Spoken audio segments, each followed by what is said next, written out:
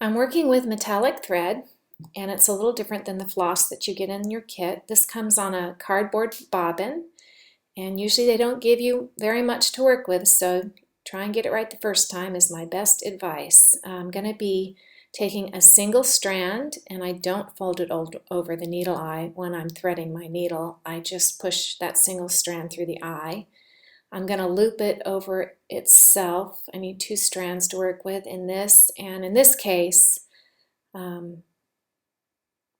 want 1 single strand looped over to make 2. I'm going to be creating dimension on the Tin Man on Christmas in Oz. It's an ornament set, and if you I may have shown this to you before in another video, but sometimes the ink on the felt is heavier than others, and in this case it seemed a little heavy. So ahead of time I loosened it up with the tip of my needle, and I'll show a little bit more of that later on in the video. Now I want to bury my thread, and this is an ornament. You can see it from all sides, so nobody wants to see my knots. So I'm going to pick a spot to work through the 2 layers. I'm going to pull it through to the inside of the knee. I want it to actually hook right behind the inside of the knee where I'm going to start pulling the straight stitches to create dimension. And I'm just looking for a place where I think it will pull through fully, but yet catch inside the leg. And nope, it pulled all the way out. So I'm going to try again. Once again, put it through a hole on the outside of the knee and pull it through the back side. And I'm wanting to pull my needle out at a part where I can start making the straight stitch to make the dimension. That time it held. I'm going to do a little securing stitch and pull this thread right up where I want to start my first straight stitch. I'm looping it around. I'm giving it a gentle tug. This is creating the dimension of his knee pad. I'm going to do another little stitch back here to secure it, tugging gently again. And I'm trying to make it line up just right on both sides of the ink printed line for this ornament. And they line up pretty well with each other. And for my last stitch, I just don't like right where that's starting, so I'm going to make sure it starts right where I want it to. A little tiny stitch in there. Pull it around. Line it right up there, and by gently tugging, it should stay in place just fine. And it does create a nice little dimension there. Another little stitch just to make sure it stays right where I want it to. Making sure there's no knots or loops. That looks good. Now I need to bury the thread end, and I'm going to pull it up to a part where it's going to be covered. I don't want any of my knots to show for my starts and stops. So always grab a piece of felt, little tip into the piece of the felt, do a double yank on the loops, and then I like to bury my tail and cut it. Okay, now I'm going to do an outline stitch. I've done the top part in a metallic thread, and I'm avoiding starting and stopping.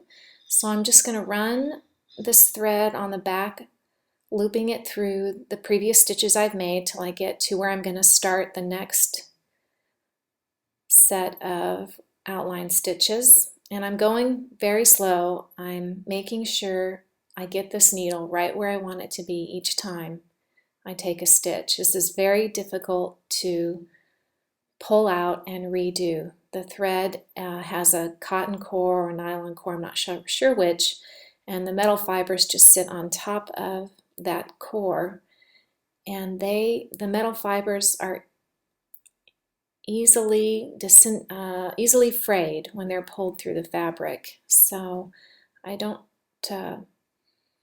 cut a very long piece when I'm working with it, and I really try to go slow.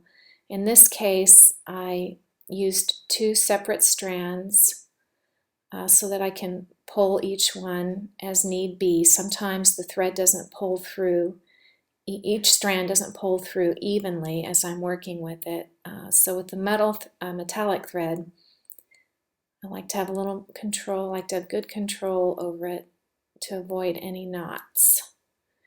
If you find yourself having extra metallic thread left after you finish a kit, hold on to it in case you ever do another kit. And I have had to raid previous kits to finish a project before.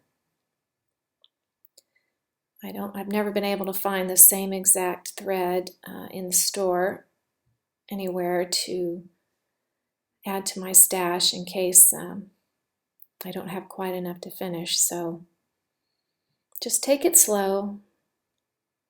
Make sure you get each stitch right where you want it. Maybe check on the back side fairly often to make sure they're both pulling through evenly and you don't have any knots as you're working. And we're almost to the end here.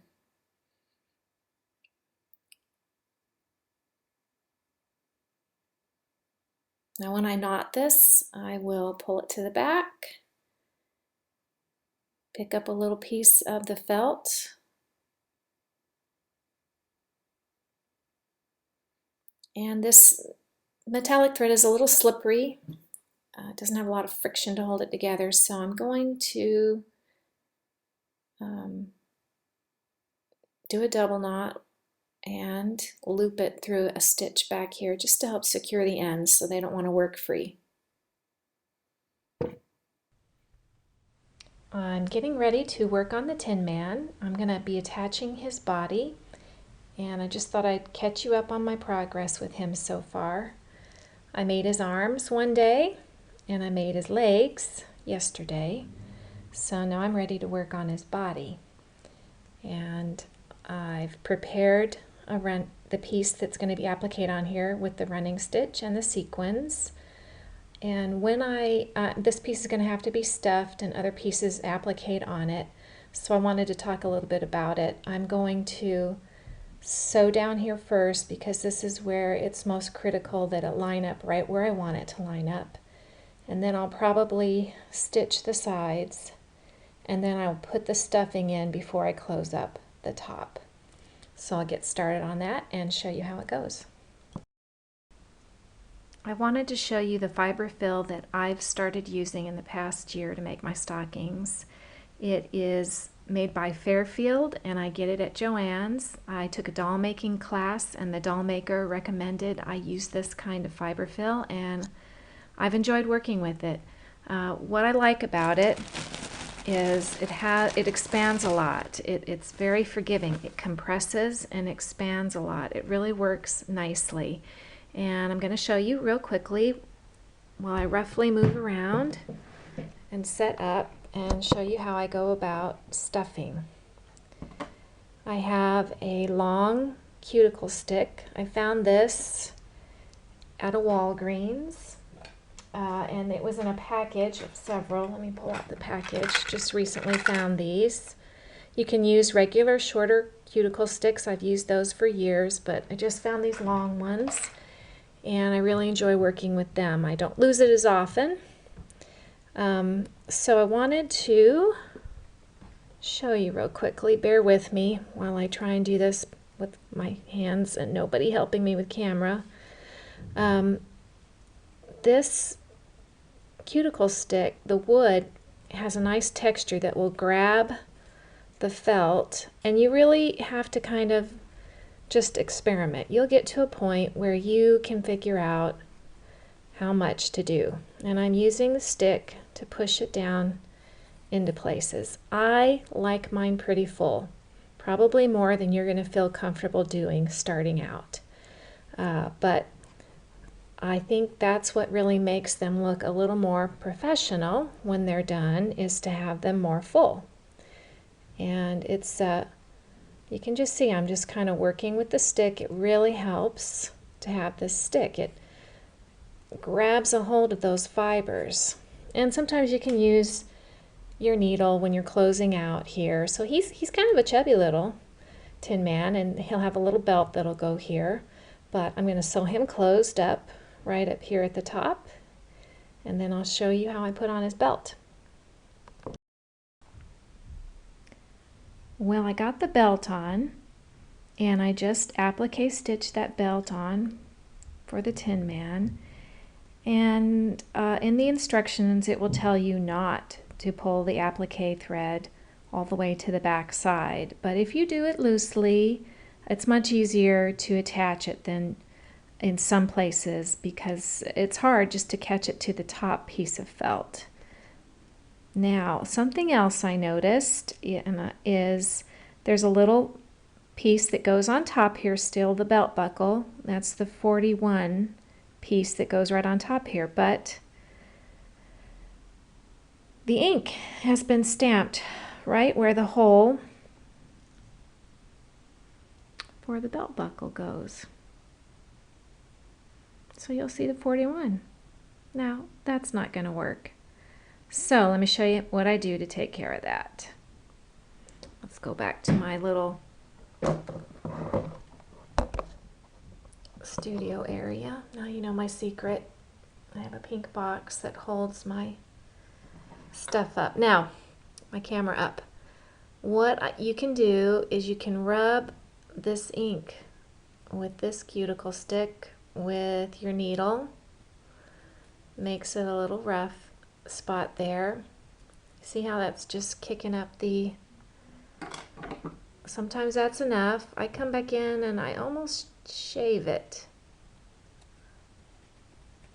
But it's a gentle, it's kind of a little... I just don't want that, or you can push it to the side.